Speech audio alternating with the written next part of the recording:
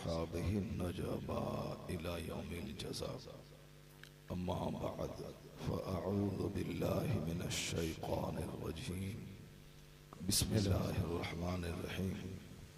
या अय्युहल्लज़ीना आमनुस्तईनु बिस्सब्रि वस्सलाह इन्नल्लाहा मअस्साबिरीन। सदक़ल्लाहुल अज़ीम व सदक़ रसूलुहुन नबियुल करीम। एक बार सारे मिलकर दरूद शरीफ पढ़ें। अल्लाहुम्मा सल्लि अला सय्यिदिना व मौलाना मुहम्मदिन मअदनिल जूद वल करम व आलिहि व बारिक व सल्लिम सलातन व सलामुन अलैका या रसूलल्लाह। अल्लाह तबारक व तआला नियतों को देखता है। इन्नल्लाह ला यंज़ुरु इला सुवरिकुम वलाकिन यंज़ुरु इला कुलूबिकुम व अअमालिकुम।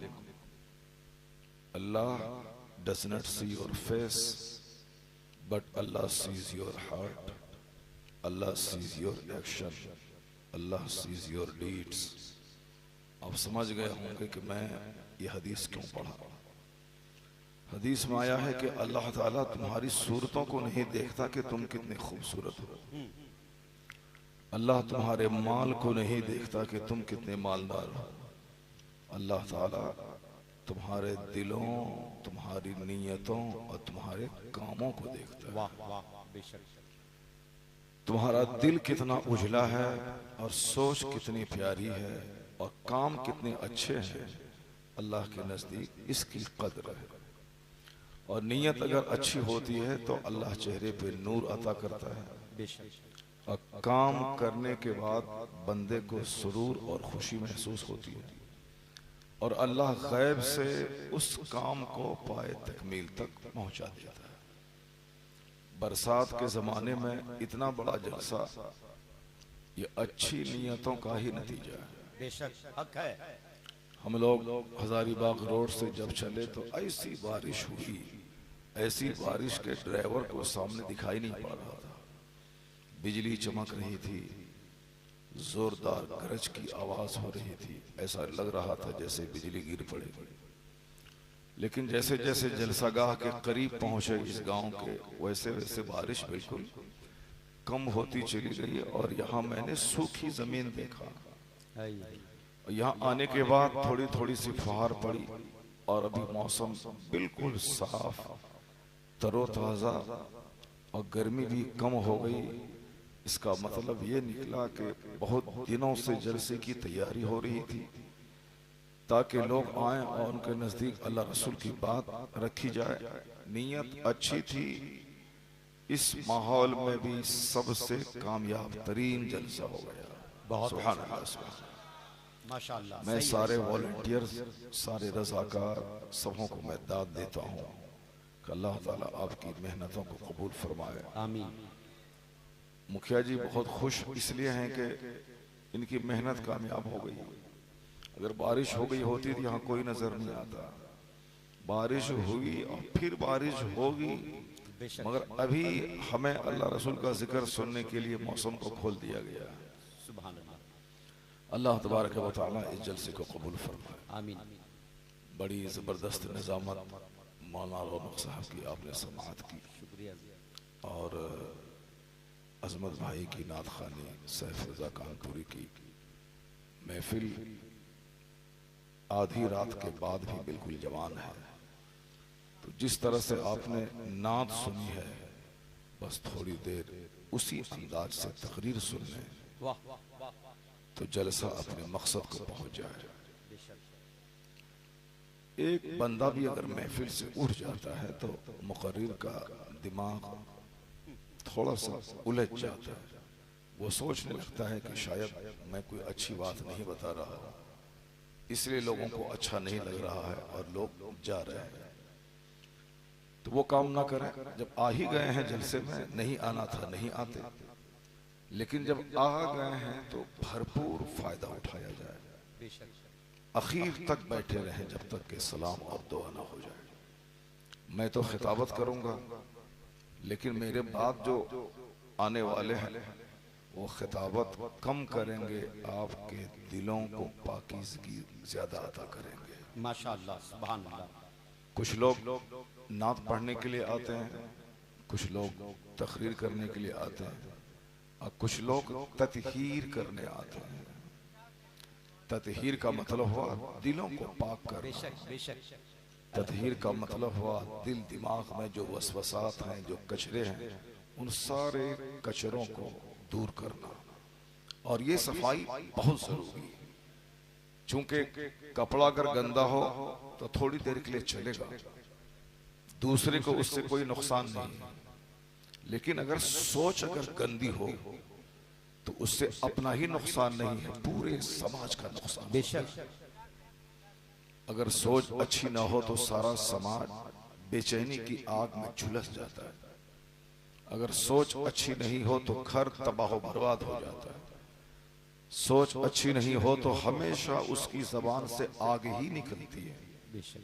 सोच अगर अच्छी नहीं हो तो हाथ और पांव से गुनाहों का ज़हूर और सुदूर होता है।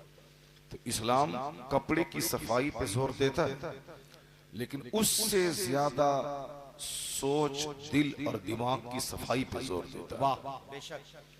कपड़ा काला रहे चलेगा, लेकिन दिल काला नहीं रहना चाहिए, सोच काली नहीं रहनी चाहिए, आदमी की थॉट अंडरस्टैंडिंग काली नहीं रहनी चाहिए। इसलिए हमेशा इसका ख्याल रखें कि दिल दिमाग पाकीज़ा रहे। उसके ताल्लुक से कुरान शरीफ में कई जगहों पे आया मुखलिसीन का लफ्ज आया, यानी इस्लाम के तय मुखलिस हो जाए, सारी दुनिया से कट कर अपने रब्बे करीम का हो जाए, वाह वाह वाह। अपनी सारी उम्मीदें अल्लाह से वाबस्ता कर ले। बेशक। अल्लाह पर भरोसा करके देखो, अल्लाह तुम्हें उस संकट की घड़ी में तुम्हारा साथ देगा जब सारी दुनिया तुम्हारा साथ छोड़ दे। वाह वाह।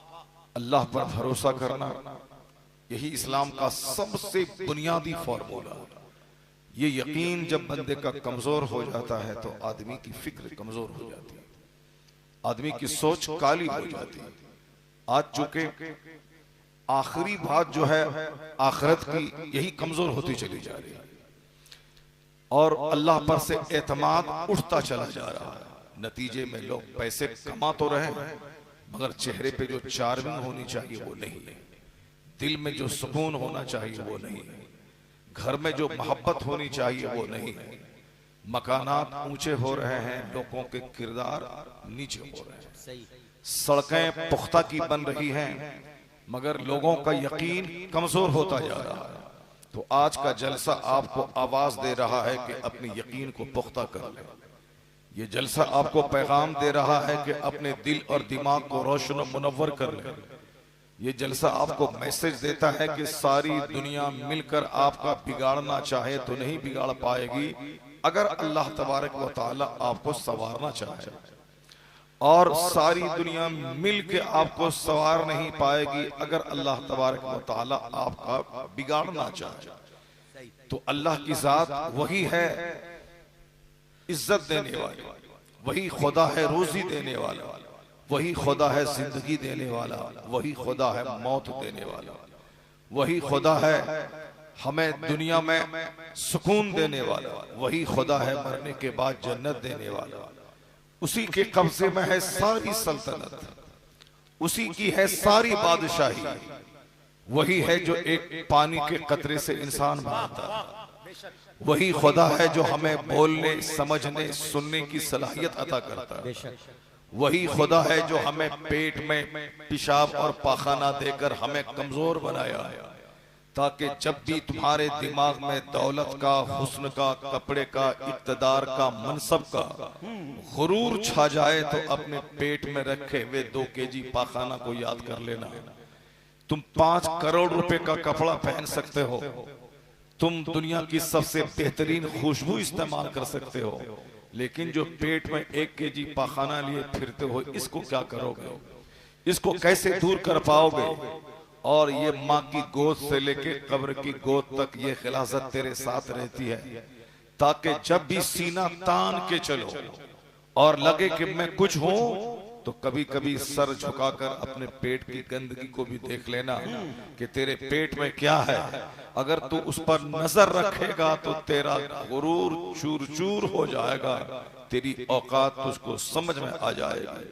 इसलिए अल्लाह ने हमें नींद देकर कमजोर बनाया, ताकि जब दिन के उजाले में तुम गुरूर और घमंड से काम लो तो कभी नींद को भी याद कर लेना कि हालत नींद में रुस्तम भी कमजोर हो जाता है, हालत नींद में गामा पहलवान भी मुर्दा हो जाता है, हालत नींद में बड़े बड़े अरबपति कमजोर हो जाते हैं। जब आदमी सो जाता है तो मुर्दा हो जाता है, उसकी कोई गर्दन काट दे, कोई उसके हाथ पांव को काट दे, उसे पता नहीं चलता। ये नींद को मौते असगर कहा गया है, छोटी मौत कहा गया है। जब बंदा नींद से जाग जाता है तब समझ जाए कि ये बंदा दोबारा जिंदा हो गया।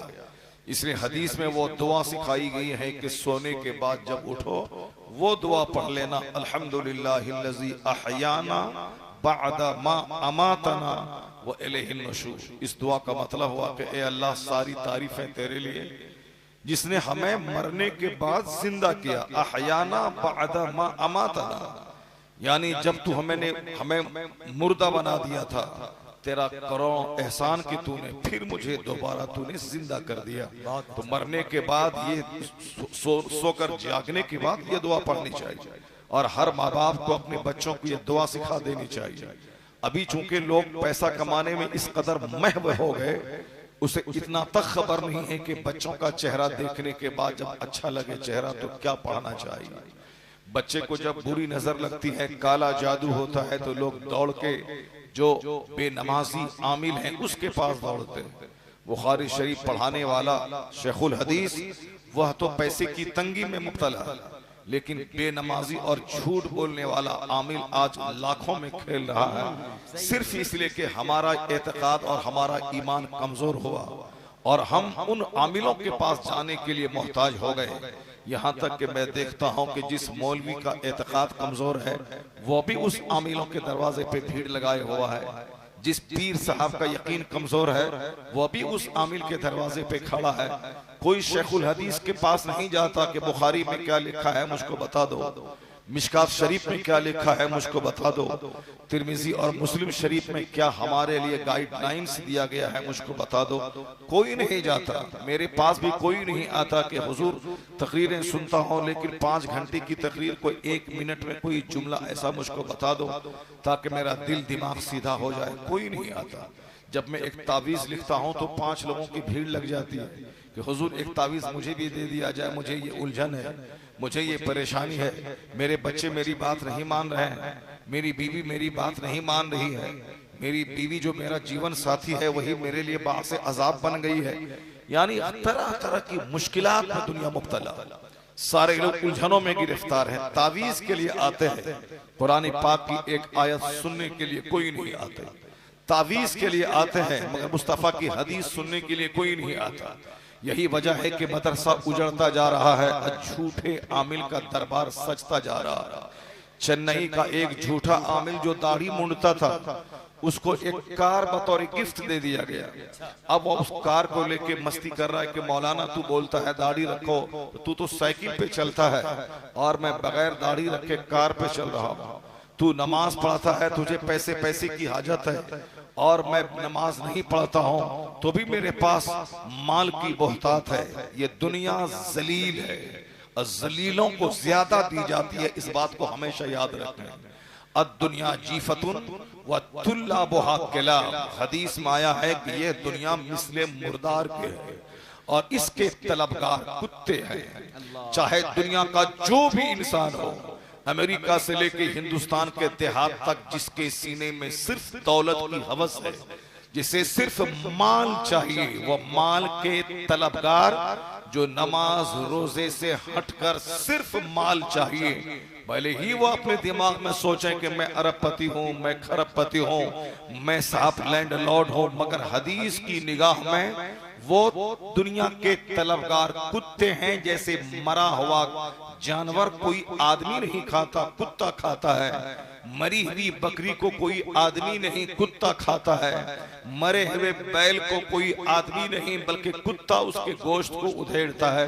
हदीस में कहा गया अद्दुनिया चीफा, ये दुनिया मिस्ल मुर्दार के है, उसके तलबगार मिस्ल कुत्ते के है, जो नमाजें छोड़कर सिर्फ पैसा कमाए, जो आखिरत को भूलकर सिर्फ पैसे पे नजर रखे, जो हराम और हलाल की तमीज खोकर सिर्फ उसे माल चाहिए, रात में मुर्दार की तरह सोए और दिन में गधे की तरह मुर्दार पे नजर रखे। हदीस में आया है कि जो रात में नमाज नहीं पढ़ता उसकी मिसाल है मुर्दार की तरह, मरे हुए गधे की तरह जो रात भर सोया रहा। उसकी मिसाल है दिन में अगर जो सिर्फ माल माल करता है, उसकी मिसाल कुत्ते की तरह है जो हमेशा मुर्दे को तलाश करता रहता है। रात भर सोया और दिन भर माल तलाश किया, भले ही मन में वो लगा कि मैंने 10 पैसा कमा लिया, मैंने छोटा सा घर बना लिया, मैंने छोटी सी गाड़ी खरीद ली, मगर अल्लाह ताला जो बंदे का पैदा करने वाला है वो आदमी की जिंदगी से सब्र छीन कर उसे लालची और हरीस बना देता है। वह माल कमाता रहता है, प्यास उसकी बढ़ती चली जाती है, वह एक मॉल के बाद दूसरे मॉल की चाहत में आगे बढ़ता रहता है, एक कट्टा जमीन के बाद एक एकड़ जमीन की तलब में और ज्यादा हरीस और लालची होता है। पैसा बढ़ता जाता है, भिखारी होता चला जाता है, उसकी उलझने बढ़ती चली जाती है, वो अंदर से हरीस और लालची होकर अंदर से बेताब और बेचैन रहने लगता है, उनका गोरा चेहरा काला होता है। ये एक अजाब है अल्लाह की तरफ से कि माल मिलने के बाद बंदे को सुकून मिलना चाहिए, लेकिन माल मिलने के बाद बेचैनी और बढ़ती चली जाती है और मजीद की हवस उसके दिल दिमाग पे छाती चली जाती है। ये अल्लाह की तरफ से अजाब है दुनिया के तलबगार के लिए कि माल बढ़ता जाता है, बेचैनी बढ़ती जाती है, माल बढ़ता जाता है, दिल की बेचैनी बढ़ती जाती है, माल बढ़ता जाता है, एक दर्जन बीमारियां बढ़ती चली जाती है, माल बढ़ता जाता है और हिर से माल बढ़ता चला जाता है। अल्लाह जिस बंदे से नाराज होता है उसे माल देकर उसकी आसूदगी छीन लेता है, और आया है कि अल्लाह जिस बंदे से खुश होता है अल्लाह ताला उसके सीने में सब्र अता कर देता है, अल्लाह ताला उसके सीने में सुकून अता कर देता है, अल्लाह ताला उसकी जिंदगी में इत्मीनान अता कर देता है। इसलिए आया है कि अल्लाह ताला का अजाब है बेचैनी, अल्लाह ताला का अजाब है हिर्स, अल्लाह ताला का अजाब है लालच। जो रात में गहरी नींद सो गया, दिन में 5 वक्त नमाज पाबंदी से पढ़ता रहा, रिज़्क़ हलाल की तलब में घर से बाहर निकला, जिस तरह एक बाल्टी पानी पीने के बाद प्यास नहीं बुझती, आदमी का पेट फट जाता है, ये अल्लाह का अजाब है। और एक गिलास पानी पीने के बाद बंदे की प्यास बुझ जाए, बंदा आसूदा हो जाता है, तो अल्लाह ताला जिसे सब्र अता कर देता है वही सबसे बड़ा धनी है, वही सबसे बड़ा मालदार है, वही इस दुनिया में भी चैन पाता है। उसी सब्र की बदौलत जब वो मर जाता है तो सब्र का इनाम अल्लाह जन्नत की सूरत में अता फरमाता है। नारे तकबीर, नारे रिसालत, पैगामे सब्र रजा कॉन्फ्रेंस। पानी ठंडा पीने में बड़ा मजा आता है, लेकिन प्यास अगर नहीं बुझे वही पानी अजाब है। इसलिए माल बड़ा हरा भरा नजर आता है, माल की तलब में बंदा आगे बढ़ता है, माल पाने के बाद खुश होता है, लेकिन उसका साइड इफेक्ट ये होता है कि अल्लाह ताला उस बंदे की जिंदगी से सुकून छीन लेता है। सुकून लालच में नहीं है, सुकून सब्र में है, सुकून माल की फरावानी में नहीं है, सुकून कनाअत में है। घर बनाने में चैन नहीं है, गहरी नींद अल्लाह दे दे उसी को सुकून मिलता है। सुकून दुकान में बैठने में कम है, मस्जिद में अल्लाह की बारगाह में सजदा करने में ज्यादा रखा है। इसलिए जो भी सजदे से महरूम है, आप समझ जाएं कि अल्लाह तबारक व तआला उसे कंगाल बना दिया, अल्लाह ताला उसको अजाब का हकदार बना दिया। अल्लाह तबारक व तआला उस बंदे से नाराज है जिसको सजदे की तौफीक नहीं दे रहा है, जो सिर्फ माल माल कर रहा है। माल तो अल्लाह कारून को भी दिया था, माल तो अल्लाह फिरौन को भी दिया था, माल तो अल्लाह अबू जहल को भी दिया था। ये सारे घटिया किस्म के काफिर हैं। दुनिया के नमरूद को सारी दुनिया की बादशाहत अल्लाह ने दी थी, सजदे की तौफीक नहीं दी थी।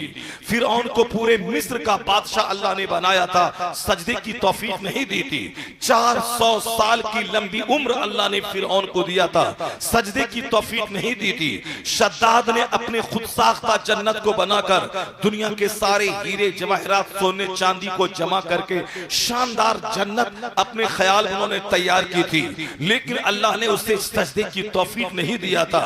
सजदे की तौफीक जिसे नहीं मिले वह सोने चांदी का घर बनाने के बाद भी बेचैन और बेकरार रहता है। अल्लाह जिसे सजदे की तौफीक नहीं दे वह 400 साल की लंबी उम्र पाने के बाद भी बेचैन और बेकरार रहता है। अल्लाह जिसे सजदे की तौफीक नहीं दे वह पूरी दुनिया का बादशाह नमरूद बनने के बाद भी बेचैन और बेकरार रहता है। अल्लाह जिसे सजदे की तौफीक नहीं दे वह मुकेश अंबानी बनने के बाद भी हमेशा रोता रहता है। अल्लाह जिसे सजदे की तौफीक नहीं दे वह अमेरिका का उद्योगपति जोसेफ बनने के बाद भी वो हमेशा हैरान और परेशान रहता है। अल्लाह जिसे सजदे की तौफीक नहीं दे वह गांव समाज का जमींदार बनने के बाद भी हमेशा कंगाल नजर आता है। अल्लाह जिसे सजदे की तौफीक नहीं दे वह कोरा रंग रखने के बावजूद उसका चेहरा काला नजर आता है। वो अपने बाल बच्चों के दरमियान भी हैरान और परेशान रहता है। लेकिन अल्लाह जिसे सजदे की तौफीक देता है वह इब्राहिम हमेशा के लिए जिंदा रहता है, वह जनाबे मूसा हमेशा के लिए जिंदा रहता है। आज नमरूद मर गया मगर इब्राहिम जिंदा है, इसलिए कि जुल्म मरने के लिए ही होता है और सब्र हमेशा के लिए जिंदा हो जाता है। जुल्म मर गया मगर सब्र जिंदा है। नमरूद हमेशा के लिए खत्म हो गया मगर सजदा करने वाला इब्राहिम आज भी जिंदा है और हमेशा के लिए जिंदा रहे। वाह वाह वाह, जिंदाबाद जिंदाबाद। अल्लाह अल्लाहु अकबर, या रसूल अल्लाह या रसूल अल्लाह। एक कौम मुस्लिम तकरीर कलाकारी के लिए नहीं होती है, तकरीर वक्त गुजारने के लिए नहीं होती है। तकरीर को कलाकारी के लिए नहीं सुना जाता है। तकरीर कोई संगीत नहीं है, तकरीर कोई आर्ट नहीं है, तकरीर कोई कला नहीं है, तकरीर कोई सांस्कृतिक कार्यक्रम नहीं है, तकरीर कोई 2 घंटा मजे लेके इंजॉय करने की चीज नहीं है। तकरीर जिंदगी संवारने की चीज है। तकरीर अपनी जिंदगी में उन बातों को उतारने की चीज है। तकरीर है कि एक भटके हुए मुसाफिर को राह रास्त दिखलाती है। तकरीर जहन्नमी को जन्नती बनाती है। तकरीर बेचैनी की आग बुझा के सुकून और चैन का फूल खिलाती है। इसलिए तकरीर मजे के लिए मत सुनना। अगर जिंदगी में कमजोरी है तो उस कमजोरी को दूर करने की कोशिश करना, ताकि अल्लाह यहाँ तेरा चेहरा गुलाब की तरह खिला रखे और जब मरो तो मुस्तफा की शफाअत से अल्लाह जन्नत अता फरमा दे। इसलिए तुम जान लेना कि जुल्म हमेशा स्याही है। जुल्म दोनों जहान में काला होने का जरिया है और सब्र दोनों जहान में चेहरा मुनव्वर होने का शानदार जरिया है। बहुत अच्छा, जिंदाबाद जिंदाबाद। अल्लाह ताला साबिरीन के साथ होता है, अल्लाह ताला सब्र करने वाले के साथ है। सजदे के साथ 5000 रुपए कमाना और सजदा छोड़कर 5 करोड़ कमाना उससे बेहतर है सजदे के साथ 5000 रुपए कमाना। सजदा छोड़कर 5000 करोड़ बंदा कमा ले, अल्लाह उससे बरकतों को छीन लेता है, अल्लाह उससे बरकतों को मिटा देता है।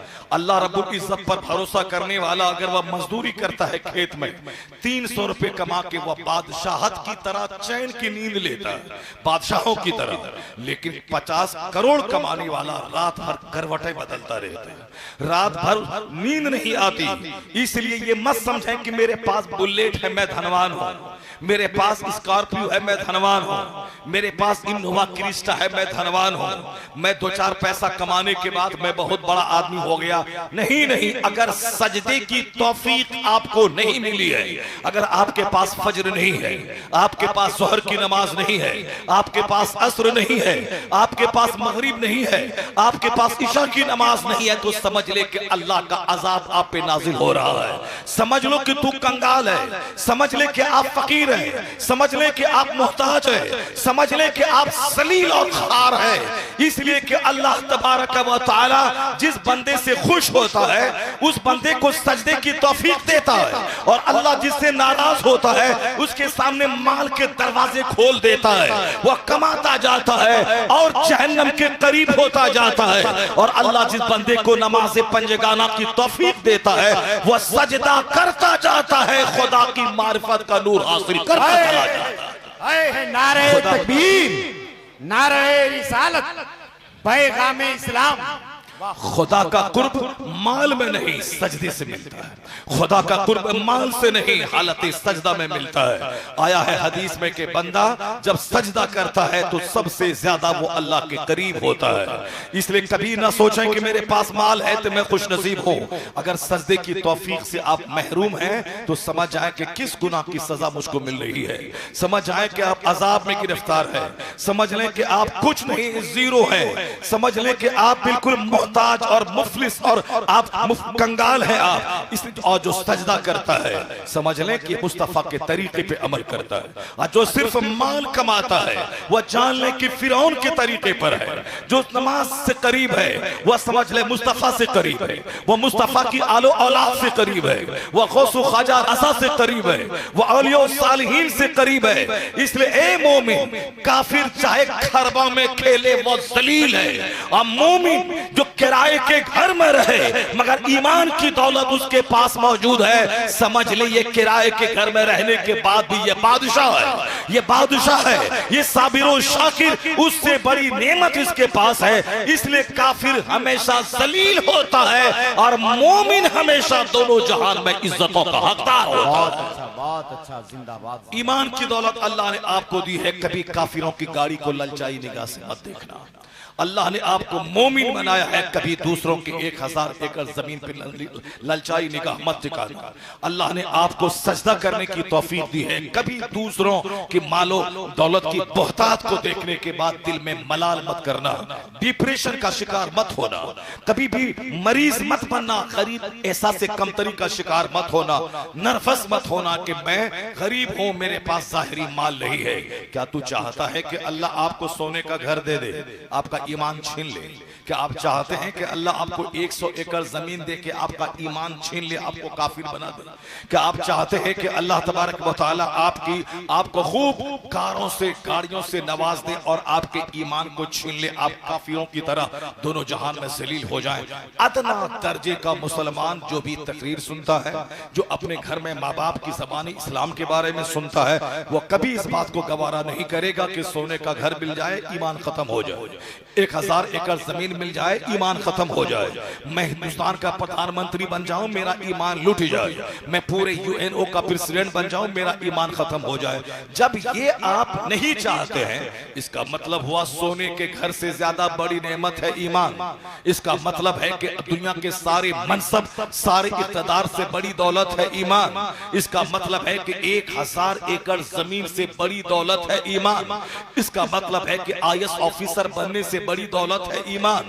इसका मतलब है कि सांसद, विधायक, मिनिस्टर बनने से बड़ी दौलत है ईमान की दौलत। अगर वो दौलत आपके पास मौजूद है तो आप विधायक बनने के लिए क्यों खुदा को नाराज करते हो? आप सांसद बनने के लिए क्यों खुदा को नाराज करते हो? आप एक मुखिया बनने के लिए क्यों हराम तरीके का सहारा लेते हो? आप 1 कट्ठा जमीन खरीदने के लिए क्यों हराम तरीके का सहारा लेते हो? इसका मतलब है कि ईमान की दौलत सबसे बड़ी दौलत है। इस माना करके एक पल्ले में दुनिया के हीरे जवाहरात रखे जाए, एक पल्ले में सोने चांदी रखा जाए, एक पल्ले में सारे दुनिया की सारी दौलतों को रखा जाए, और दूसरे पल्ले में कलमा ला इलाहा इल्लल्लाह मुहम्मदुर रसूलुल्लाह को रखा जाए, और तौला जाए तो कलमा का वजन सब पे गालिब आ जाएगा। इसलिए एक कौम में मुस्लिम, अगर तेरे सीने में कलमा मौजूद है, तू सबसे बड़ा धनवान है, तू सबसे बड़ा दौलतमंद है, तू अपने आप पे इस नेमत पे तू इतना इलाही, तेरा करोड़ों एहसान है कि तूने मुझे टाटा नहीं बनाया, मुसलमान बनाया है। तूने मुझे बिरला नहीं, मुसलमान बनाया है। तूने मुझे मुकेश नहीं, मुसलमान बनाया है। तूने मुझे मोदी नहीं, मुसलमान बनाया है। तूने मुझे ब्राह्मण नहीं, मुसलमान बनाया है। तूने मुझे अमेरिका का अमेज़न कंपनी का मालिक नहीं, मुसलमान बनाया है। अगर ये पॉजिटिव फिक्र तेरे दिल में रही तो तेरा चेहरा खिला रहेगा, तेरी रात सुनहरी गुजरेगी, तेरा दिन मजे का गुजरेगा, कुछ नहीं रहेगा। ईमान मौजूद है, तू ही सबसे बड़ा बादशाह नजर आएगा।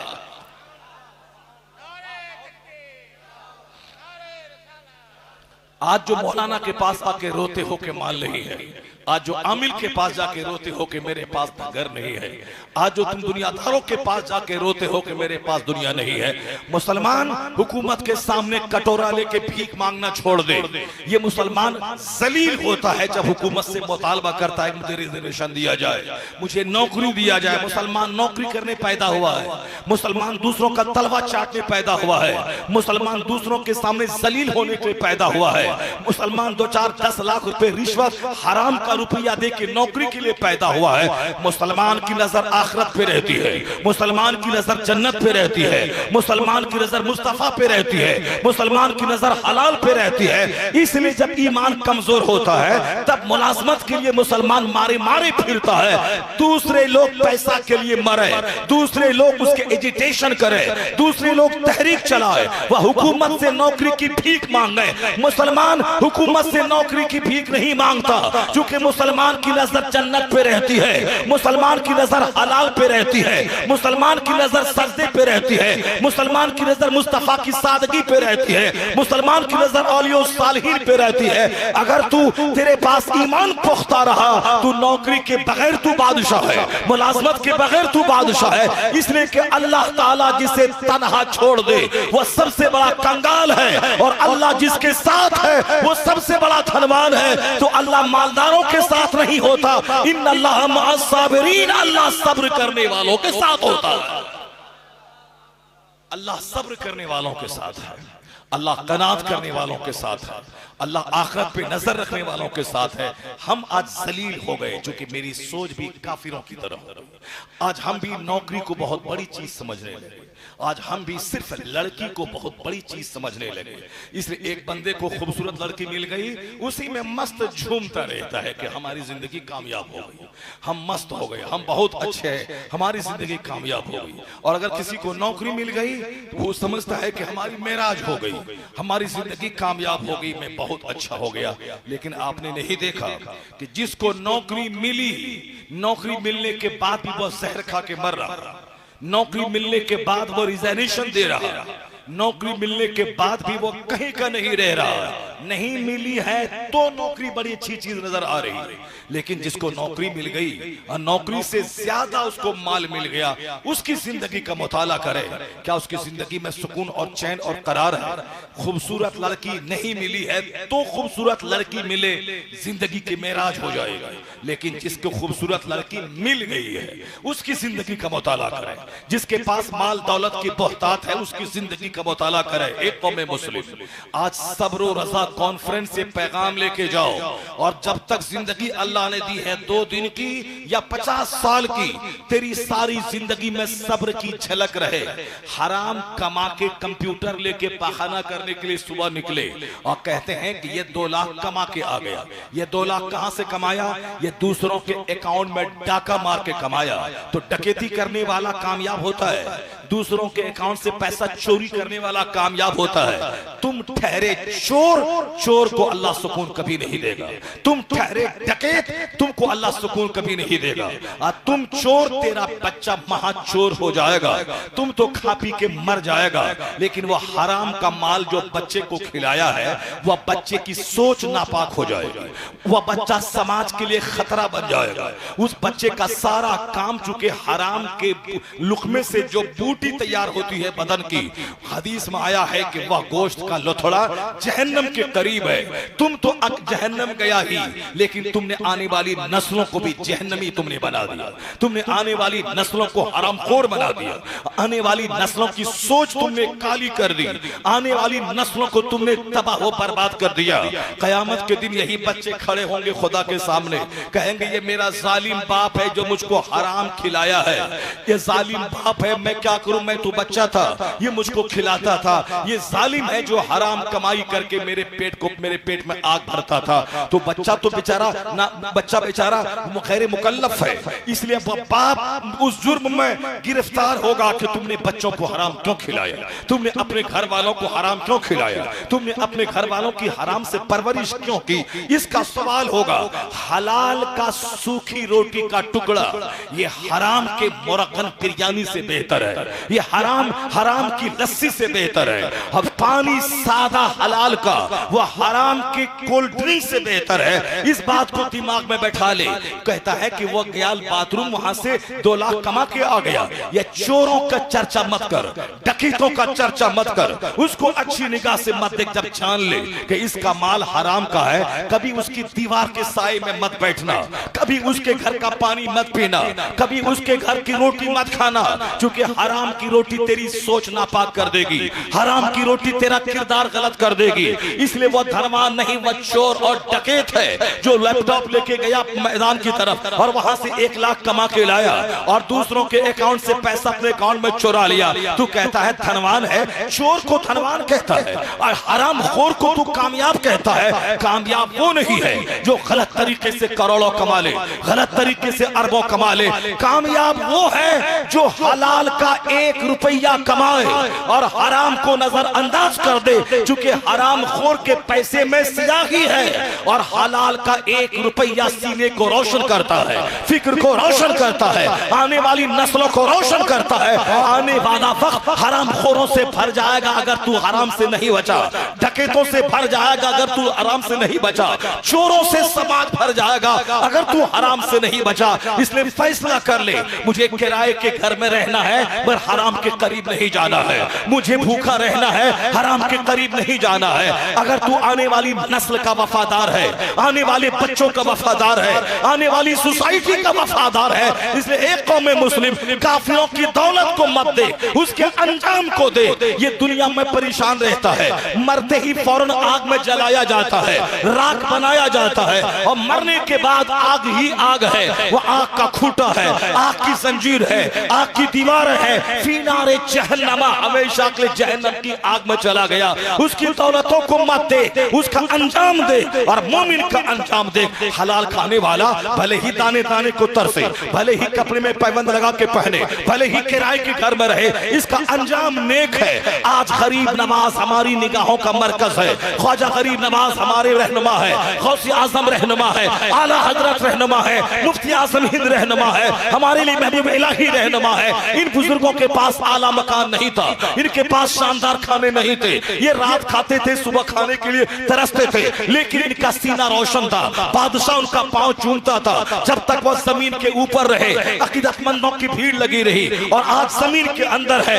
1000 साल से गौसे आजम के मजार पे करोड़ों की भीड़ लग रही है, गरीब नवाज की कब्र पे अरबपति की भीड़ लग रही है। ये फकीर थे मगर वो पहले भी बादशाह थे, आज भी बादशाह है। पता ये चला कि जो सब्र करने वाला होता है, जो अल्लाह की नेमतों पे राजी रहने वाला होता है, वह जिंदा रहे जमीन पर तो भी अकीदतों का मरकज होता है। वह इंतकाल करके कब्र में चला जाए, उनकी कब्र की मिट्टी से खुशबू आती है, वहां से पैगाम मिलता है, मरने के बाद भी वो इमाम होता है। तो काफिर का अंजाम रुसवाई है, मोमिन सब्र करे तो यहाँ भी बादशाह है, मरने के बाद भी वो बादशाह हो जाता है। नारे तकबीर, नारे रिसालत। अल्लामा मुफ्ती शहरे यार खान साहब किबला इसलिए इन चोरों को कभी मत देखना, इन डकैतों की तरफ कभी ललचाई निगाह से मत देखना। वह डकैत जलील है जो दूसरों के अकाउंट से पैसा अपने अकाउंट में ट्रांसफर करता है। वह चोर की औलाद चोर होगी, वह हमेशा उसकी आने वाली नस्लें जलील हो जाएंगी। इसलिए वह शख्स अपने समाज, अपने बाल बच्चों का वह दुश्मन है जो हराम खा के, हराम कमा के अपने बाल बच्चों की जिंदगी को तबाह तराश करना चाहता है। हमें मुस्लिम, तुम्हें पैगाम सब्र मिल रहा है, अल्लाह की तकदीर पर राजी रहने का पैगाम मिल रहा है, तुम्हें औलिया और सालिहीन की जिंदगी से नूर मिल रहा है, जिन्होंने सूखी रोटी तो खाई मगर करोड़ों दिलों पे हुकूमत की है। आज भी वह कब्र के अंदर है। गरीब नवाज ही हिंदुस्तान के असल राजा है, वही हिंदुस्तान के असल शासक है। दिल्ली का राजा भिखारी है। अब वो बोलता भी है कि मैं क्या करूंगा, मैं तो हूं भिखारी, मैं कमंडल उठाऊंगा चला जाऊंगा। तो तू कमंडल उठाएगा चला जाएगा, 140 करोड़ हिंदुस्तानी का क्या होगा, 140 करोड़ लोगों का क्या होगा। इसलिए एक कौम मुस्लिम वह दिल्ली के राजा को मत दे, वह अजमेर के ख्वाजा को दे। आज 800 साल से वह फकीर सारे भारत पे राज कर रहा है। यह इस बात की दलील है कि दौलत का अंजाम तबाही है और सब्र का अंजाम दोनों जहान में चेहरा चमकाने का जरिया है। सब्र करने वाला जलील नहीं होता, वो हमेशा मुख्तार रहता है, और लालच करने वाला हमेशा रुस्वा रहता है। वह काला, उसकी आने वाली नस्लें काली, और सब्र करने वाला चमकीला होता है, उनकी आने वाली नस्लें भी चमकीली हुआ करती है। दोनों जहान की सआदत और नेकबख्ती अल्लाह रब्बुल इज्जत के कानून पे अमल करने में है। दोनों जहान की सआदत और नेकबख्ती सब्र में है और हलाल खाने में है। कामयाब वो नहीं है जो खूब माल कमाता है, कामयाब वो है जो खूब अल्लाह का जिक्र करता है। कामयाब वो है जो खूब अल्लाह को सजदा करता है। कामयाब वो है जो अपने बाल बच्चों को हलाल खिलाता है। कामयाब वो है जो आने वाली नस्लों को अपने लिए यादगार छोड़ के मर जाता है। कामयाब वो है जो आने वाली नस्लों को समाज का सुधारक छोड़ जाता है। जरा मैं तुम्हें सुनाऊं एक कहानी, किस तरह बुजुर्गाने दीन ने जिंदगी गुजारी। हम अमीर होके भी जलील हो गए, मगर वह लोग गरीब होने के बाद भी हमारे सर के ताज हैं। ऐसे सर के ताज हैं, कैसे उनकी औलाद से समाज को नफा पहुंचा, कैसे उन्होंने जिंदगी गुजारी। आज जो हम लोग जिंदगी गुजारते हैं, न मेरी बीवी मेरी वफादार है, न हमारे बच्चे मेरे लिए मुखलिस है, न हमारा पड़ोसी मेरे लिए मुखलिस है। सिर्फ 2 पैसा कमा के हम खुश हैं। जैसे आज मकान बना के बंदा खुश होता है, लेकिन कोई उसके सोफा पे बैठने वाला नहीं है, कोई ईद के दिन उससे गले मिलने वाला नहीं है, कोई शख्स उसके पास जाने वाला नहीं है। समाज का हर आदमी अकेले अपने घर में बैठा है और मुंतजिर है कि वो मेरे पास आएगा, और ये भी मुंतजिर है कि ये उनके पास जाएगा। दोनों मुंतजिर है, दोनों में से कोई नहीं जा रहा है। मकान बन गया, सोफा लगा दिया, अकेले बैठता है बंदा। सोफा इसलिए लगाया जाता है ताकि समाज के 10 लोग उस पर बैठे, समाज के 10 लोगों का मुंह देखूं, एक प्याली चाय पिला दूं, उसके देखने से सीने को तस्कीन मिलती है, उसके देखने से दिल का गम दूर होता है। समाज के आदमी को देखने से अपनी भड़ास निकाल के बंदा हल्का होता है। लेकिन आज कोई गम सुनने वाला नहीं, हमारा मजाक उड़ाने वाला, हमारा घर बड़ा है, हवेली बड़ी है, कोई बैठने वाला नहीं है। पहले आदमी अलाव लगा देता था आग का, 50 लोग बैठ जाते थे, सब लोगों में मोहब्बत थी।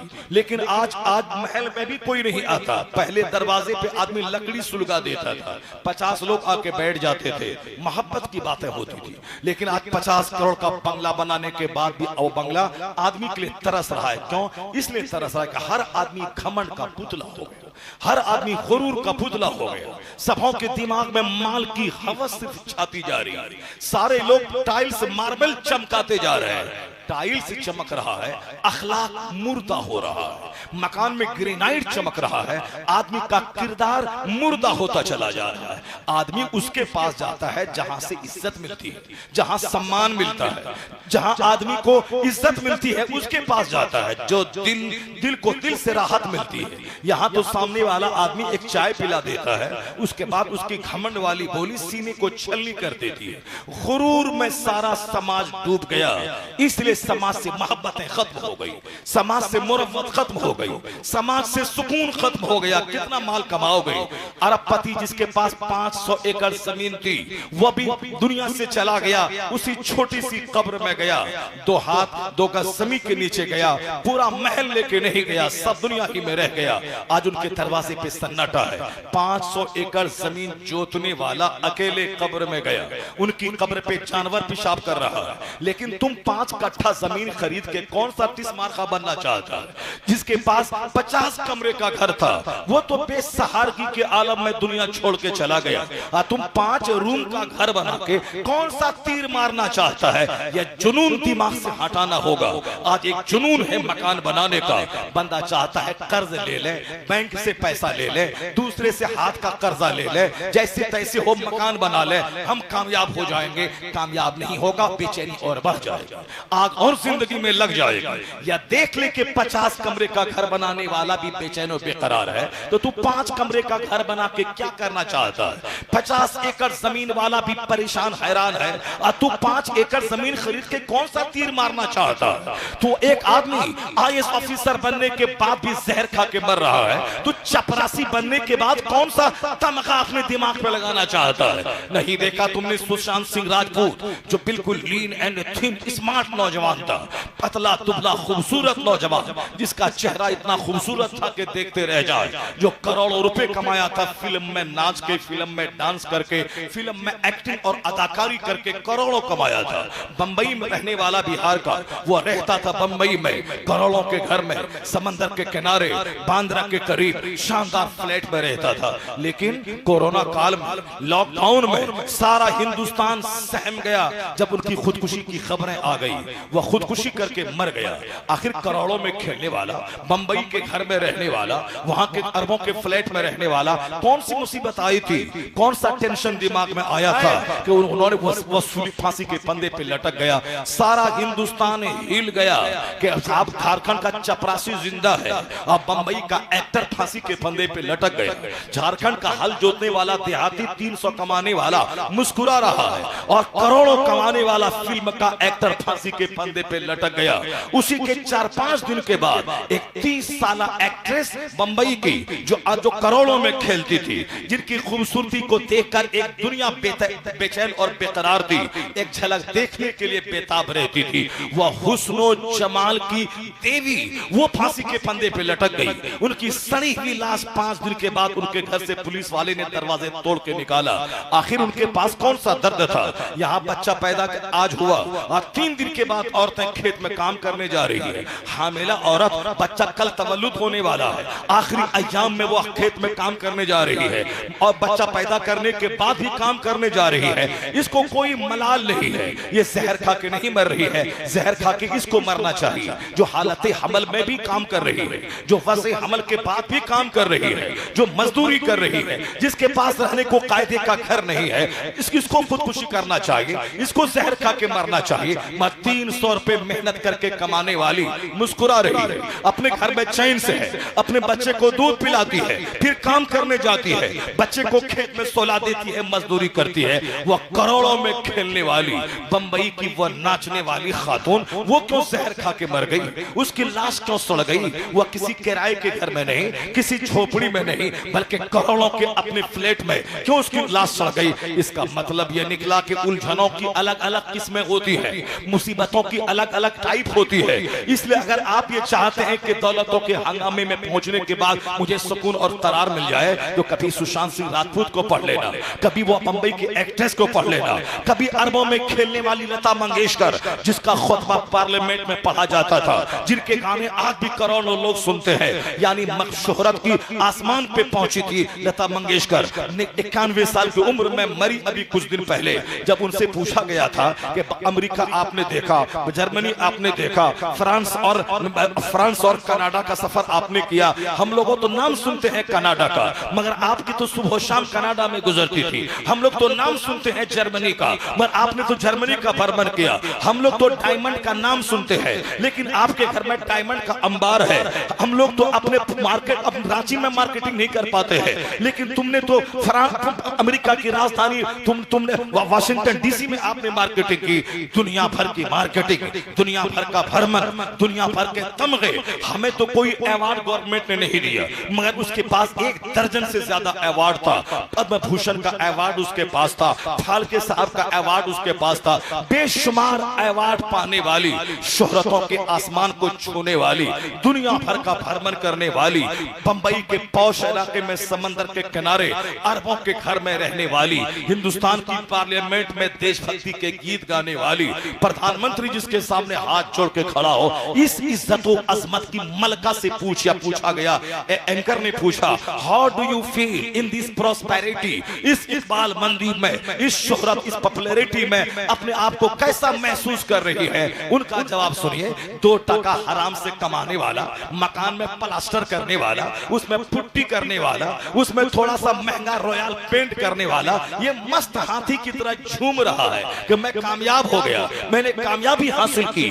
बेहतर है हलाल की मिट्टी की दीवार, बेहतर है हलाल की टट्टी वाली दीवार, बेहतर है वो घर बादशाहत के महल से बेहतर है जिस घर में फजर के लिए औरत भी उड़ जाए, जिसमें फजर के लिए मर्द भी उड़ जाए, जिसमें बच्चे भी सजदा करे, औरत भी सजदा करे। नहीं देखा तुमने दुनिया का सबसे कीमती घर मुस्तफा का था? वो घर कैसा था? सरकार सर उठाते तो सर छत में लग जाता था, हुजूर पांव फैलाते तो सर इस दीवार में, पांव उस दीवार में लग जाता था। यानी छोटा सा घर, कौन उसमें रह रहा है? महबूबे सी वकार रह रहा है, कौनैन के मालिक मुख्तार रह रहा है, और वो अजम का ताजदार रह रहा है, शफी रोज़े शुमार रह रहा है, पूरी दुनिया का बादशाह, जिसे मैं कह सकता हूं आला हजरत की जबान में, मैं तो मालिक ही कहूंगा कि हो मालिक के हबीब, नहीं महबूब व मुहिब में कोई मेरा तेरा। अल्लाह का महबूब है, आप कायनात के मालिक को मुख्तार है, कायनात के मालिक को मुख्तार की बीवियां उस मिट्टी के घर में रह रही है, जिसके पास मुस्तफा जब जाते कहते घर में खाने को कुछ है, जवाब मिलता कि आज घर में कुछ नहीं है। तो हुजूर नहीं कहते कि हाय मुसीबत घर में खाने को नहीं है, सरकार कहते थे ये शायर सालिहीन, यानी नेक लोगों की पहचान है कि जब वह घर में जाए खाने के लिए कुछ नहीं मिले, ये नेकों की शार है, नेकों की अलामत है। हराम खोरों के घर में 100 बोरा चावल का है, वो हराम का चावल जब तक रहेगा एक एक दाना उस कमाने वाले पे लानत बरसाता रहेगा। और अगर हलाल खोर के घर में अगर सूखी रोटी का टुकड़ा हो, वही आने वाली नस्लों की पाकिज़गी का जरिया है, दिल दिमाग की तत्हीर का जरिया है। वो रोटी का टुकड़ा जो दिल को उजाला कर दे, वो हराम के 100 बोरा चावल से बेहतर है। मगर मुसलमान नहीं समझता, इसीलिए हराम के मकान की तरफ माइल है, हराम की गाड़ी की तरफ माइल है, हराम के चावल की तरफ माइल है। तो जिस तरह काफिर जलील हो रहा है, उसी तरह ये भी जलील हो रहा है और चिल्लाता है कि अल्लाह कहां है, रसूलुल्लाह कहां है। ये काफिर हम पे गालिब आ गए, फिलिस्तीन में काफिर गालिब आ रहे हैं, हिंदुस्तान में हमको सताया जा रहा है, बोस्निया में सताया जा रहा है। तेरा रहना सहना काफिरों की तरह हो गया, तेरा पहनना ओढ़ना काफिरों की तरह हो गया, तेरी शादी ब्याह की तकरीब काफिरों की तरह हो गई, तेरा अकीका खतना वलीमा की तकरीब काफिरों की तरह हो गई। तू मोहम्मदी कब है, तू मुस्तफवी कब बना, तू मुस्तफा का गुलाम कब बना? जब किरदार काफिरों जैसा होगा तो रहमत मोमिन की तरह नाजिल नहीं होगी, रहमत मोमिन की तरह नाजिल नहीं होगी। आज भी आवाज दे रहा है कुरान, तू पक्का मोहम्मदी बन जा, मुस्तफवी बन जा, मुस्तफा का गुलाम बन जा।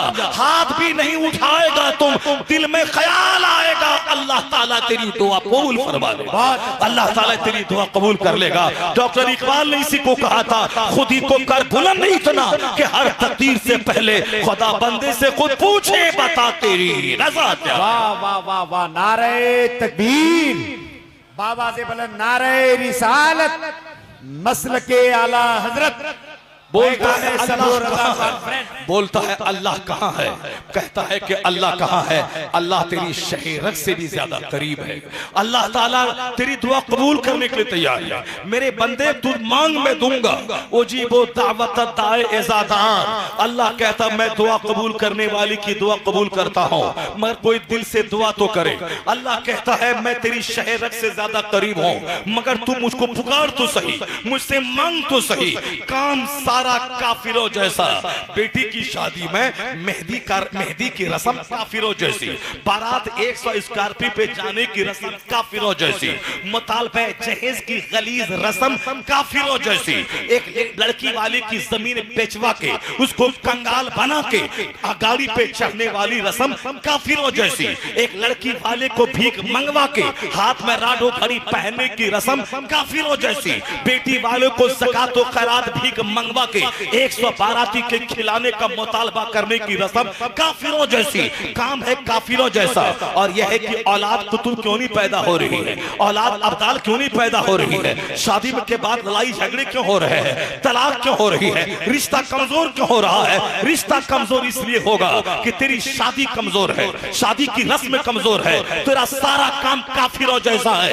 अगर तेरा रिश्ता बिगड़ गया, तेरा रिश्ता टूट गया, तेरी शादी खत्म हो गई, तू जान ले कि तू खुदा के अताब का शिकार है। जो मुस्तफा के तरीके पे अमल करता है, जो मस्जिद में शादी कर ले, 5 आदमी के बीच शादी कर ले, बगैर मुतालबे जहेज के शादी कर ले, सिंपल शादी कर ले, शादी को सिंपल बना दे। जिस तरह मुस्तफा अपनी बेटी की शादी मस्जिद नबवी में 2-4-5 लोगों के बीच में अपने अली से कर दिया। मुस्तफा की बेटी फातिमा ज़हरा दुनिया की सारी खवातीन की सरदार है, जन्नती औरतों की मलका है, उनकी शादी मस्जिद में हो रही है, 2-4 लोगों के बीच में सादगी से हो रही है। अल्लाह ने उस निकाह में वो बरकतें दे दी कि आज उस निकाह के बाद दुनिया को हुसैन मिल गया, दुनिया को हसन मिल गया, दुनिया को साबिरों का सरदार मिल गया।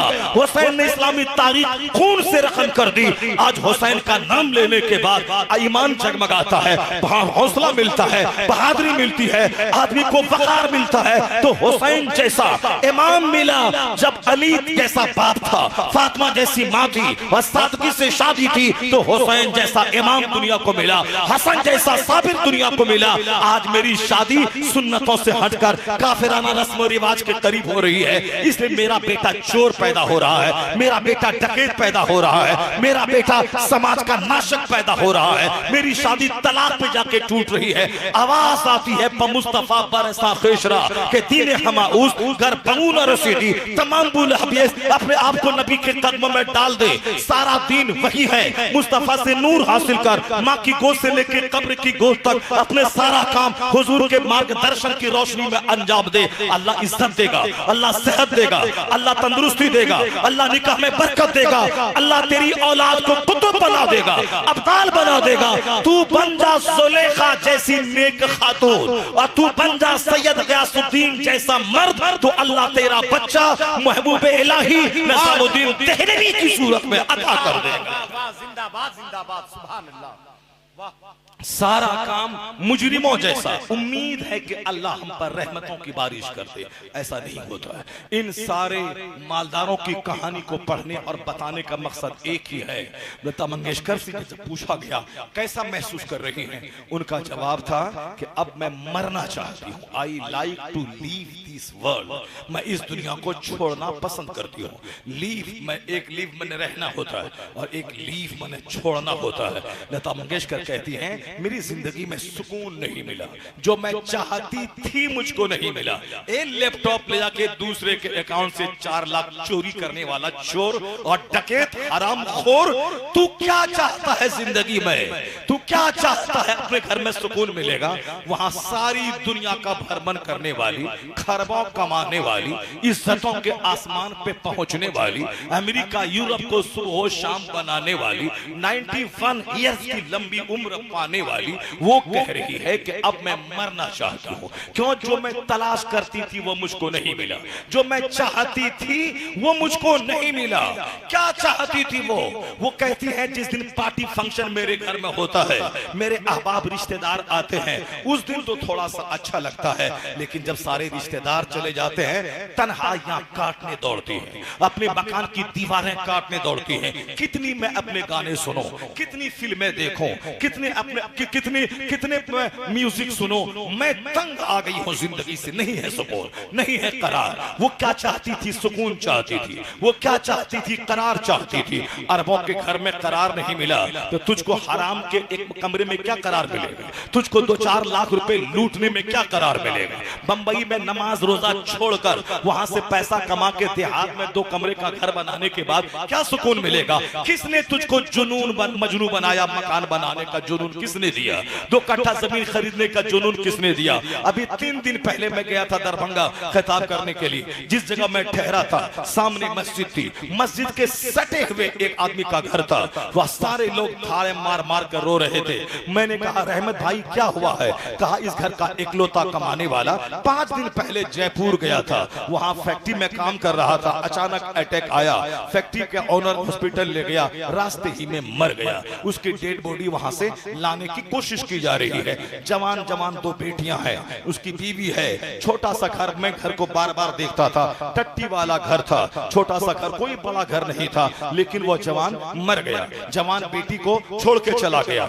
और अहमद भाई ने मुझसे कहा कि हजरत ये मेरा चचेरा भाई था, मैं पिछले साल, इस साल भी नहीं लगा है, मैं उससे कहता था कि तू खलीज खलीज गाली अपनी बीवी अपने बच्चों को क्यों देता है? शराब पी के आता था और खलीज गाली देता था बीवी को और बच्चों को मारता, गाली देता था। मस्जिद की दीवार ही उसके सटे उसका आंगन है। मैं उससे कहता था मस्जिद में नमाज हो रही है, मस्जिद में नमाजी है, तू ऐसा क्यों करता है? रहमत भाई ने मुझसे कहा, जिसके घर में मैं ठहरा था, जो उसका चचेरा भाई था, बोला ये बंदा मुझको क्या जवाब दिया था? ये बोला कि जाओ अपना काम करो, मैं तुझसे ज्यादा पढ़ा लिखा आदमी हूँ, मैं तुझसे ज्यादा पढ़ा लिखा आदमी हूँ। यही हाल समाज के सारे गुंडों, सारे लुच्चों, सारे शराबियों, सारे खसीसों, सारे रसीलों, सारे जलीलों का है। ये गोंडे को मैं कहता हूँ कि नमाज पढ़ तो बोलता मौलाना अपना काम करो, मैं तुझसे ज्यादा मैं जानता हूँ। ये जलील शराबी खसीस और कमीना, इससे कहता हूँ शराब पीना हराम है, तेरे बाल बच्चे, तेरी नस्ल नापाक हो जाएगी। ये बोलता है मैं तुझसे ज्यादा पढ़ा लिखा आदमी हूँ। रहमत भाई रोंगटा खड़ा हो गया उस वक्त जब वह बोला कि मैंने इससे कहा था कि तू शराब पी के आता है, बाल बच्चों को गाली देता है, बाजू में मस्जिद है, नमाजी नमाज पढ़ते हैं, तुझको अच्छा लगता है, तो ऐसा तू क्यों करता है? क्या बोला? मैं तुझसे ज्यादा पढ़ा लिखा हूँ, मैं तुझसे ज्यादा समझदार हूँ, मैं जानता हूँ। कहा रहमत भाई ने जरा अब पूछिए, साल भी नहीं लगा है ये चल दिया। वहां क्या लेके गया? शराब लेके गया, गाली लेके गया, तर्के नमाज लेके गया, करोड़ों गुनाह लेके गया, और बाल बच्चे अब बेसहारा हो गए, अब बीवी बेवा हो गई, बच्चे इसके यतीम हो गए। इसे मिला क्या? यही हाल सारे समाज के गाफिलों का है। जो कहता है मैं नहीं मरूंगा ये मरा है, जो कहता है मेरी उम्र लंबी है, बुढ़ापे में सजदा कर लूंगा, बुढ़ापे में नेक बन जाऊंगा, बुढ़ापे में और क्या रहेगा, मस्जिद रहेगी, मेरा घर रहेगा। मौत तुम्हें बुढ़ापे तक मोहलत नहीं देगी, अल्लाह ताला तुझे नहीं छोड़ेगा। सबकी जिंदगी का एक फिक्सेड टाइम है, कोई 25 साल में मरेगा, कोई 50 साल में मरेगा, कोई 70 साल में मरेगा, कोई सफर में मरेगा, कोई फैक्ट्री में मरेगा, कोई एक्सीडेंट करके मरेगा। तू अपने बाप को भेजा था हज के लिए, वहां से वहां उसकी डेड बॉडी की खबर आ रही है, रास्ता चलते गिर रहा है, उसे लू लग रही है, मगर यह मौत तो अच्छी है कि वह खुदा की राह में मर गया, वह हज बैतुल्लाह के सफर में मर गया। अब कयामत तक उसे हज करने का सवाब मिलता रहेगा। तो शराबी बन के मरना और है, हाजी बन के मरना और है, शराबी बन के मरना और है, हालत सजदा में मरना और है। मरेगा तो सारे आदमी, मैं भी मरूंगा, मेरे मौलाना भी मरे, शराबी भी मरा, बेनमाजी भी मरा, घटिया किस्म का काम करने वाला भी मरा, सिनेमा देखने वाला भी मरा, नाचने वाला भी मरा, सब मरेगा। पर दोनों के मरने में फर्क है। नाचने वाला नाचता हुआ मर गया, शराब पीने वाला शराब पीता हुआ मर गया, अल्लाह का जिक्र करने वाला जिक्र करता हुआ मर गया, हालत सजदा में मर गया, हालत रुकू में मर गया, सीरत की महफिल में मर गया, मस्जिद में मर गया। तो तवाइफ के कोठे पे मरना और है, मस्जिद की छत के नीचे मरना और है, सिनेमा हॉल में मरना और है, जलसागाह में मरना और है, फिल्म में डायलॉग बोलते मरना और है, अल्लाह का जिक्र करते हुए मरना और। बहुत अच्छा, बहुत अच्छा। नारे तकबीर, नारे रिसालत। दोनों मौत में करोड़ों का फर्क है, दोनों मौत में हजार जमीन आसमान का फर्क है। मरना तो सबको है, कोई कलमा पढ़ता हुआ मर गया, कोई फिल्म का गाना गाता हुआ मर गया, कोई दुरूद पढ़ता हुआ मर गया, कोई गुटखा खाते उसका थूक फेंकते हुए मर गया, उसे कलमा पढ़ने की फुर्सत तक नहीं मिली। इसलिए ए मोमिन, जीना है शैतान की तरह और तमन्ना करना है कि अल्लाह कहां है, रसूलुल्लाह कहां है, गौसे आजम की करामत कहां है। ऐसा नहीं चलता इस दुनिया में। जीना है जियो मोमिन की तरह, अल्लाह ताला मामला करेगा मोमिन की तरह, अल्लाह आसमान से रहमतें नाजिल करेगा। ये जीना सारा काफिरों की तरह और तमन्ना करना है कि अल्लाह रहमतें नाजिल करे। नहीं, बुजुर्गों ने कहा है मत बोल के अल्लाह कहां है, आंख बंद करके जमीर में झांक के देख के तू कहां है। अल्लाह तेरी शहीरत से ज्यादा करीब है, मगर तू कहां है। ये मत बोल मुस्तफा कहां है, या बोल के तू कहां है। फिल्मी तहजीब से करीब है या मोहम्मदी कल्चर से करीब है। तू मत बोल मुस्तफा, तू मुस्तफा कहां है, या बोल के तू कहां है।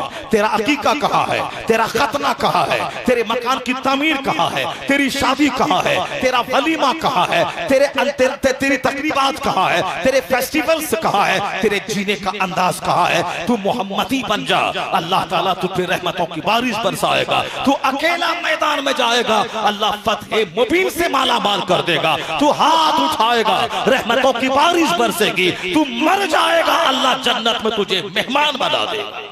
तू पक्का मोहम्मदी बन जा, तू अपने कैरेक्टर सुधार ले, अपने आप को सुधार ले, मैदान जंग में फतह नाजिल होगी। अब जरा गौर से सुनिए कि इन लोगों की जिंदगी में सुकून नहीं है तो सुकून है कहां। इसका जवाब कुरान देगा, इसका जवाब कुरान पाक देता है। सुकून न सोफा में है, सुकून न गद्दा में है, सुकून न अरबों की कमाई में है। एक कुरान तू बता दे सुकून है कहां। अमेरिका का एक इंजीनियर 4 बच्चों समेत मकान से नीचे कूदा कुएं में और मर गया, जो हिंदुस्तान के वैल्यू के हिसाब से 15-20 लाख रुपए माहाना कमाता था। आखिर उसकी जिंदगी में कौन सी उलझने आई कि छत से नीचे कुआं में कूदकर जान दे दिया। अकेले नहीं, अपने बच्चों और अपनी बीवी के साथ जान दे दिया। ये तो अमेरिका की बात थी। बिहार की राजधानी पटना में आज से 3-4 साल पहले वहां एक अरबपति खरबों में खेलने वाला जौहरी, जिसके पास 8-10 दुकान गोल्ड की थी, जवाहरात की थी, वो बाहर फॉरेन से अपनी बीवी अपने बच्चों के साथ घूम के आया था। 5 दिन के बाद जब उसके घर का दरवाजा नहीं खुला तो उसके बॉडीगार्ड्स नहीं बल्कि उसके घर का जो रक्षक रखवाला था, उसने उनके भाई को फोन किया कि दरवाजा सेठ का नहीं खुल रहा है। उनका भाई आया, खूब दरवाजे को धक्का मारा, दरवाजा नहीं खुला। पुलिस वाले को बुलाया, उसके सामने दरवाजे को तोड़ा गया तो देखा कि सामने 4 लाश पड़ी हुई है। अरबों में खेलने वाला पटना का रिक्शा चालक तो मस्त है, पटना का टेम्पू चालक तो मस्त है, पटना में झुग्गी झोपड़ी सड़क के किनारे रहने वाला वो तो अपने 4 बच्चों और बीवी में मस्त है। ये खरबों में खेलने वाला, अमेरिका के वाशिंगटन डीसी से घूम कर वापस आने वाला, उनके घर में 4 लाशें बिखरी हुई हैं, सारा रूम खून से भरा हुआ है। क्या था वो जौहरी अरबपति, पिस्तौल से उन्होंने सबसे पहले बीवी को मारा, उसके बाद अपने खूबसूरत बेटे को गोली मार दी, अपनी बेटी को गोली मारी, आखिर में खुद उसी पिस्तौल से अपने आप को मार डाला। पूरे खानदान की कहानी खत्म होगी। सारा बिहार हिल के रह गया, सारा हिंदुस्तान सहम गया। गरीब खुदकुशी करता है तो चलो गरीबी से तंग आके ऐसा किया, लेकिन खरबों में खेलने वाला जौहरी जो बंबई नहीं घूमता है, जो America, Germany, France, Malaysia, Indonesia, पैसे वाले बाहर के टूर का प्लान बनाते हैं और गरीब लोग तो अजमेर और बरेली का और दिल्ली और का प्लान बनाते हैं। मालदार लोग America, Sweden, Australia, Canada, Malaya, south Africa के जंगल को देखने का प्लान बनाते हैं। पैसा का खेल है, तमाशा है। ये जो सारे लोग घूमते नजर आ रहे हैं, सब पैसे की वजह से और सुकून पाने के लिए औरतें भी टॉर्चर करती हैं कि इस बार का टूर मलेशिया का होना चाहिए, और गरीब औरतें कहती हैं कि इस बार हमें देहरादून देखने के लिए जाना चाहिए। एक घूमने का कल्चर चला, सारे लोग घूमना चाहते हैं। उन्हीं काफिरों का देखा देखी मुसलमानों के यहाँ भी घूमने का कल्चर आ गया। एक मौलाना साहब बोला, हम डॉक्टर साहब बोला है कि तेरी बीवी, आपकी बीवी परेशान हो जाएगी, तरह तरह के डिप्रेशन की मरीजा हो जाएगी, इसलिए इसको घुमाया कीजिए। तो जैसा डॉक्टर वैसा मशवरा। डॉक्टर कहता रोजा मत रखिए वरना मर जाइएगा। डॉक्टर एक नमाजी को बोला नमाज मत पढ़िए वरना आंख खराब हो जाएगी आपकी, सजदा में झुकाएंगे सर तो आंख खराब हो जाएगी। बदतमीज बेहुदा काफिर ये कहता है नमाज मत पढ़िए, सेहत खतरे में पड़ जाएगी। हमने तो देखा है कि नमाजी का पुट्ठा मजबूत होता है, नमाजी का ब्रेन मजबूत होता है, नमाजी की आंख मजबूत होती है, नमाजी के दांत मजबूत होते हैं। मैंने 40 साल के जवान को देखा जिसके 10 दांत टूट गए हैं, और मैंने अपने उस्ताद 80 साल की उम्र के उस्ताद को देखा जिनके दांत सलामत है, जिनकी आंख सलामत है। मैंने कहा दांत की सलामती का राज क्या है? कहा ये राज ही है, मैं ईशा पढ़ता हूँ, ईशा के बाद वित्र पढ़ता हूँ, वित्र में बहुत दिनों से लगभग 40 साल से मैं वित्र की पहली रकात में सूरह नस्र पढ़ता हूँ, दूसरी रकात में तब्बत यदा पढ़ता हूँ, तीसरी रकात में कुल हुवल्लाहु अहद पढ़ता हूँ। उसकी बरकत है कि मेरे दांत मजबूत है, मेरी आंख सलामत है। तो जो सूरह वित्र में सूरह नस्र पढ़े, सूरह तब्बत यदा पढ़े, उसकी दांत सलामत रहे। ये खबीस बोलता है नमाज पढ़ेंगे सेहत खतरे में पड़ जाएगी। मेरा मुस्तफा कहता है नमाज पढ़ सेहत मिलेगी, दौलत मिलेगी। हुजूर ने कहा था मुरू या अबा हुरैरा अहलका बिस्सलात, ए अबू हुरैरा अपने घर वालों को नमाज का हुक्म दे, अल्लाह वहां से रोजी देगा जहां से बंदा सोच नहीं पाता। बहुत अच्छा। नमाज रोजी को बढ़ा देती है, नमाज सेहत और तंदुरुस्ती देती है, नमाज जिंदगी में चार्मिंग देती है, नमाज एहसास कमतरी से बचाती है, नमाज डिप्रेशन का इलाज है, नमाज एहसास कमतरी इन्फेरिटी कम्प्लेक्स का इलाज है, नमाज गम का इलाज है। सजदा करके दे सेहत भी मिलेगी, माल भी मिलेगा, नेक औलाद भी मिलेगी, जिंदगी की तन्हाइयां भी दूर होंगी। जब सारा समाज साथ छोड़ दे, सजदा को बढ़ा दे, जब खुदा तेरे साथ रहेगा तो सारा गम तेरा काफूर होता चला जाएगा, सारा गम तेरा काफूर हो जाएगा। ये डॉक्टर कहता है कि साहब आप नमाज मत पढ़िए, आप रोजा मत रखिए, आप कमजोर हो जाइएगा, आप कमजोर हो जाइएगा। अगर सुबह नहीं खाएंगे निढाल हो जाइएगा, दोपहर नहीं खाइएगा कमजोर हो जाइएगा, रात में नहीं खाइएगा कमजोर हो जाइएगा। ये झूठा बोलता है रोजा रहने से कमजोरी हो जाएगी, शुगर वाले रोजा रखेंगे तो कमजोर हो जाएंगे। मैं तो पहले सुनता था, मैं पहले किताब पढ़ के बोलता था, लेकिन अब तो मैंने अपनी जिंदगी का तजर्बा मैंने किया है। मुझे 6-7 साल से शुगर का मर्ज है, डायबिटीज जिसे कहते हैं, मगर मैंने आज तक खेल खिलौना ही समझता रहा। कौन शुगर, कैसा शुगर? ना मैंने रसमलाई छोड़ी, ना मैंने स्पंज छोड़ा, ना मैंने हलवा छोड़ा, ना मैंने बिरयानी छोड़ी, ना मैंने गोश्त छोड़ा। और 30 दिन जलसे हैं तो 30 दिन गोश्त खाता रहा। डॉक्टर कहते हैं शुगर वाले को गोश्त खाओगे तो मर जाओगे। 10 साल पहले अगर शुगर बढ़ गया है, स्पंज खाओगे तो मर जाओगे, हलवा खाओगे तो मर जाओगे, गाजर का हलवा खाओगे तो मर जाओगे। पर अल्हम्दुलिल्लाह आज 7 साल से लगातार शुगर से जूझ रहा हो। रोजाना 2-2, 2.5, 3-3 घंटे का खिताब करता हो, पसीने भी निकल रहे हैं और दिन भर सफर भी हो रहा है, ना खान पान टाइम पे हो रहा है। उसके बावजूद उनके कहने के मुताबिक ना मैं खतरनाक मर्ज का शिकार हूं, ना मेरे घुटने में दर्द है, ना मेरे टखने में दर्द है, ना मेरे दांत में दर्द है, ना मेरी आंख में दर्द है, न मेरे हाथ में दर्द है। ये बोलता था शुगर वाला रोजा रखेगा तो मर जाएगा, क्योंकि ये भूखा नहीं रह सकता। डॉक्टर कहता हर 2 घंटे के बाद खाना खाते रहिए, नहीं खाइएगा तो शुगर बढ़ जाएगा। तो जब यहाँ 12-15 घंटे भूखा रहेंगे तो क्या हाल होगा? भूखे मत रहिए, किडनी फेल हो जाएगी, भूखा मत रहिए, हार्ट के मरीज हो जाएंगे, भूखा मत रहिए, प्रेशर हाई हो जाएगा। इसलिए बहुत सारे कमजोर किस्म के मुसलमान शुगर की दवाई कमर में लेके आ गए। क्या करे हजरत, शुगर है, डॉक्टर ने मना किया है, रोजा रखेंगे तो नहीं रख पाएंगे, मर जाएंगे। और मैंने भी देखा 2 घंटा भूखा रहता हूं, परेशान हो जाता हूं। उनका शुगर झूठा है, जो बोलता है कि मैं भूखा रहूं तो मैं मर जाऊंगा। जो डॉक्टर की माना वह रोजा भी छोड़ दिया, वह रोजा भी छोड़ दिया, सूख के कांटा हो गया और फिर मौत के मुंह में चला गया। और जो डॉक्टर की नहीं माना, मुस्तफा की माना। मुस्तफा ने क्या कहा? हुजूर कहते हैं कि सरकार फरमाते हैं सुमू तसहु रखो, observe fast you will be healthy. रोजा रखा करो तुम सेहतमंद हो जाओगे। डॉक्टर कहता है सेहत खतरे में पड़ेगी, डॉक्टर झूठा, मुस्तफा सच्चे। इसलिए जो भी रोजा रखता है वो सेहतमंद हो जाता है। मैंने साथी जिंदगी में देखा, एक रोजा तर्क नहीं करना पड़ा, 7 साल से कंटिन्यू रोजा रखता हूँ। उसके अलावा नफल रोजे भी रखता हूँ, मैं आशुरा का रोजा रखता हूँ। उसके बाद बकरीद के जो 10 दिन है अशरे ज़ुल्हिज्जा, उसके भी 2, 4, 5, 7 रोजे रख लेता हूँ। लेकिन कहाँ है वो डॉक्टर का वह कौल कि मर जाओगे और फिर सेहत खतरे में पड़ जाएगी। मैं रोजा रखता हूँ, मजीद ताकतवर महसूस करता हूँ। मैं रोजा रखता हूँ, मजीद अपने आप में ताजगी महसूस करता हूँ। इसलिए एक कौम मुस्लिम किसी डॉक्टर की बात अगर हदीस से टकराए तो उसकी बात उसके चेहरे पे मार देना। अगर किसी प्रोफेसर की बात हदीस से टकराए उसकी बात उसके चेहरे पे मार देना। अगर किसी गवर्नमेंट के ओहदेदार की बात हदीस कुरान से टकराए उसकी बात चेहरे पे मार देना।